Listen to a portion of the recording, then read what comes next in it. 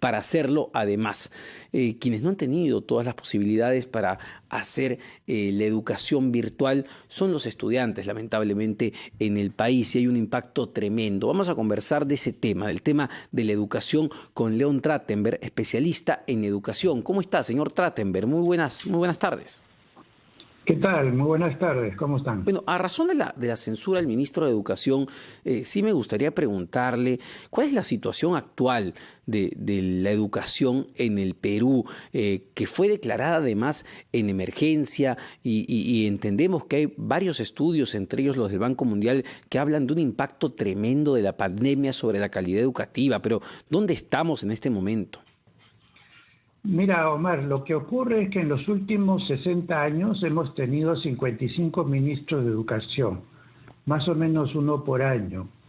Y eso habla no solamente de una fractura en cualquier proyecto de mediano o largo plazo que requiere la educación para relanzarse, sino también una constante focalización de los equipos ministeriales en problemas políticos, tratando de defenderse de las acusaciones y demás, y eso lleva a que eviten riesgos para no exponerse y tratar de que políticamente no sean vulnerables.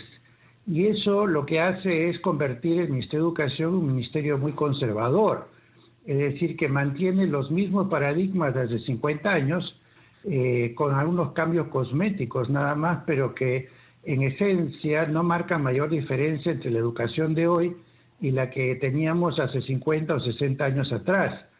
Eso significa que el Perú obviamente no está, digamos, en la primera línea de los desarrollos educativos que hay en el mundo, y todavía estamos tratando de que los alumnos aprendan a leer, escribir o a operar las 4 operaciones matemáticas, cuando eso pues ya debería ser casi parte de la partida de nacimiento de toda persona en este siglo, ¿no es cierto?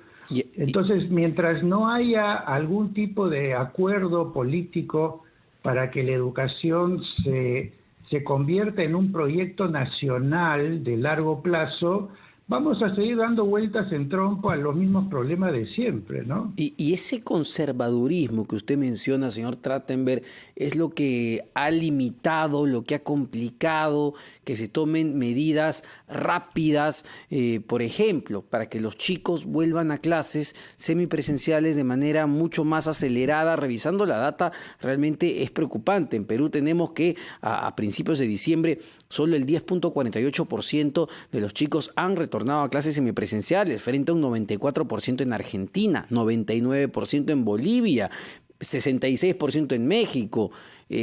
¿Por qué no hemos podido ir hacia ese retorno? Justamente porque los ministros se mueren de miedo de que si hay un infectado o un niño que se enferma en un colegio, etcétera, le terminen echando la culpa al Ministerio de Educación o de Salud. Entonces prefieren que los colegios estén cerrados.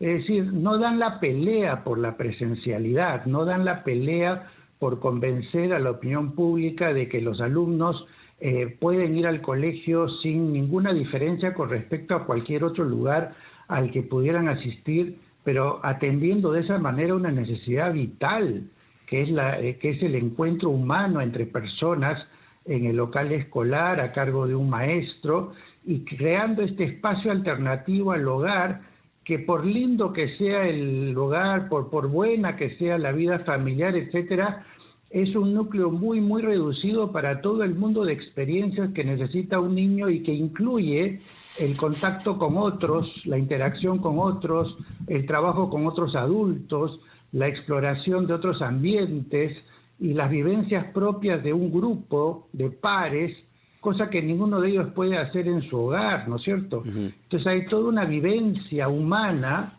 en la escuela que se diferencia de la del hogar, que mientras el alumno esté encerrado va a quedar, digamos, opacada o anulada totalmente, ¿no? Así es, señor. Entonces, los ministerios no han tenido este coraje de dar la batalla por la presencialidad, que sí, claro. Es una batalla fundamental. Y eso queda clarísimo, lamentablemente, con las cifras que estamos revisando. Pero, señor Trachtenberg, le pido unos instantes, tenemos que escuchar a los titulares y a nuestros anunciantes, y venimos para seguir conversando sobre estos temas y en particular, le dejo la pregunta.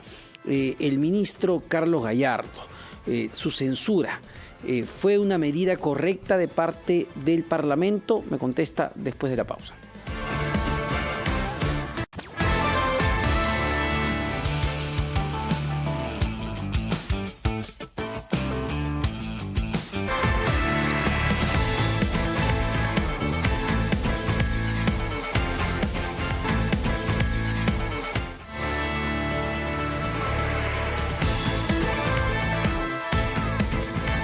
Y 34 de la tarde, estamos conversando con un experto en temas de educación, León Trachtenberg, y yo, señor Trachtenberg, le dejaba una pregunta antes de ir a los anunciantes, y era si la decisión de censurar al ministro Gallardo ha sido la correcta. Mira, un ministro de Educación en el Perú lo que necesita es, primero, un alto nivel de credibilidad y, segundo, una capacidad de comunicación muy lúcida, muy empática y muy pensada y dirigida especialmente a dar la batalla por la infancia, por la niñez, por los jóvenes. Y un ministro que no tiene esas condiciones es un ministro que no está representando las necesidades de los educandos. Por ejemplo, un ministro de Educación en este momento debería estar dando la batalla contra las absurdas medidas que toma el Ministerio de Salud que impiden que haya clases presenciales. Estas distancias de 2 metros, 1,5 metros entre alumnos, solamente 4 horas en el colegio, un aforo limitadísimo que no existe en ninguna otra instalación más que en los colegios, tiene un nivel de absurdo que poca gente logra entender, incluyendo los organismos internacionales, que le están diciendo al Ministerio de Salud, pónganse más sensato, y el ministro de Educación debería liderar esa búsqueda, esa batalla, en el gabinete y, si es necesario, en los medios y ante la opinión pública. Y entonces, si no hay un ministro que tenga una performance pública de educador, de comunicador, de liderazgo, obviamente su actividad se ve muy disminuida. Y en este caso el ministro ha sido censurado por una serie de temas que tienen que ver más bien con asuntos del magisterio, de los sindicatos, de la universidad, el bachillerato, etcétera. Han estado ausentes los niños, han estado ausentes los jóvenes, los universitarios que tienen que regresar a clases. De tal manera de que la censura, de alguna manera, es un cierre de una etapa muy gris para las necesidades de la infancia y la niñez peruana, y esperamos que el ministro que venga tenga claro que la labor fundamental que tiene el Ministerio de Educación es pensar en los alumnos, pensar en los niños, es pensar en las necesidades que ellos tienen para cuidar su salud mental, su aprendizaje, sus capacidades sociales, sus posibilidades de disfrutar de la vida finalmente, porque el deterioro que están sufriendo, el maltrato que están sufriendo los niños y los jóvenes es algo de lo que recién últimamente se empieza a hablar, pero que ya tiene 2 años de acumulados. Sin embargo, así que ese es un tema que a mí me ha llamado la atención, que no aparece en el debate público y debería hacerlo. Sin embargo, señor Trachtenberg, no solo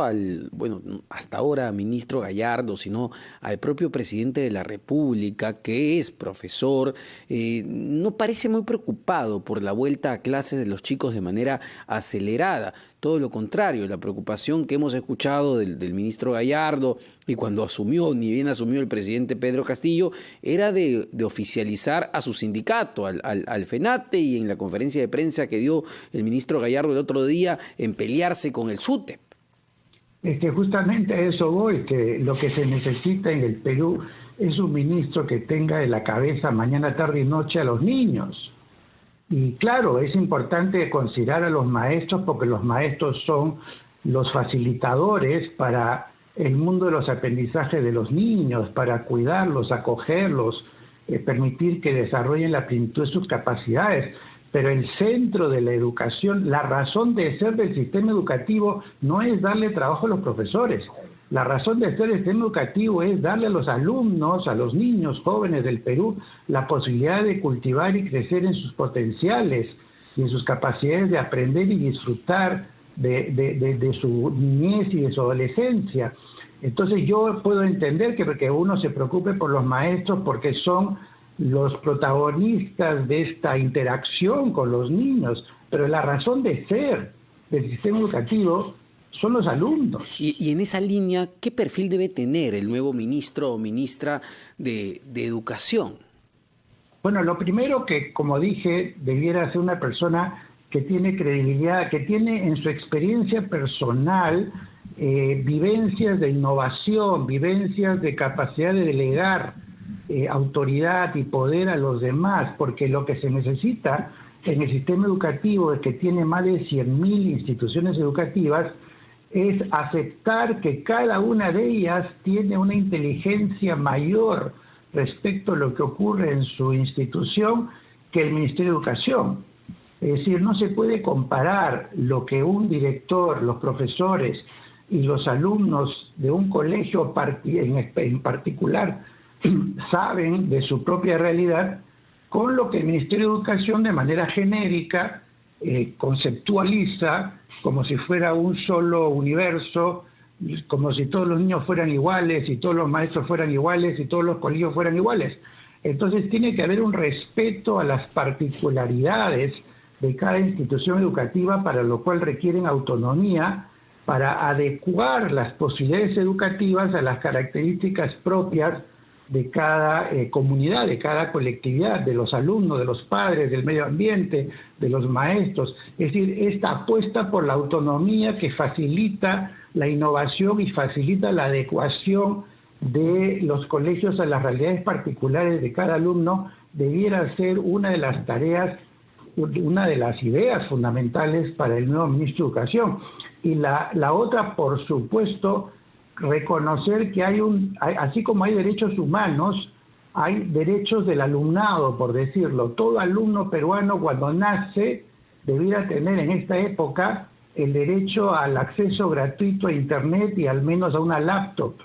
Hasta hace poco se le consideraba con el derecho a tener unos textos escolares. Ahora esto debe incluir una laptop y eventualmente una tablet en los más pequeños y el acceso libre a Internet.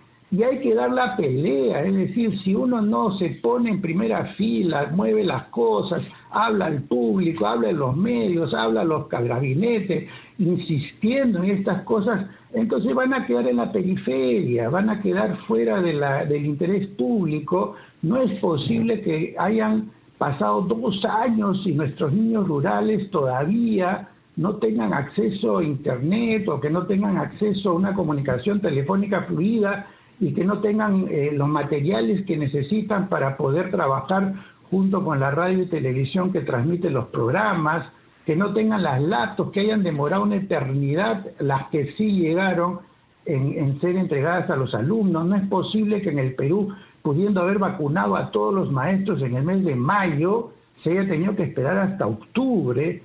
Ahora, ¿quién promueve todo eso? ¿Quién se pone en la primera línea para dar la pelea por todo eso? Debiera ser el ministro de Educación. Ese es el tipo de ministro de Educación que necesitamos.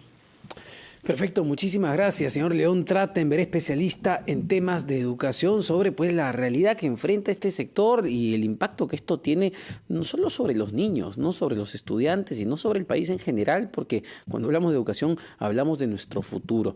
Son las 1:40.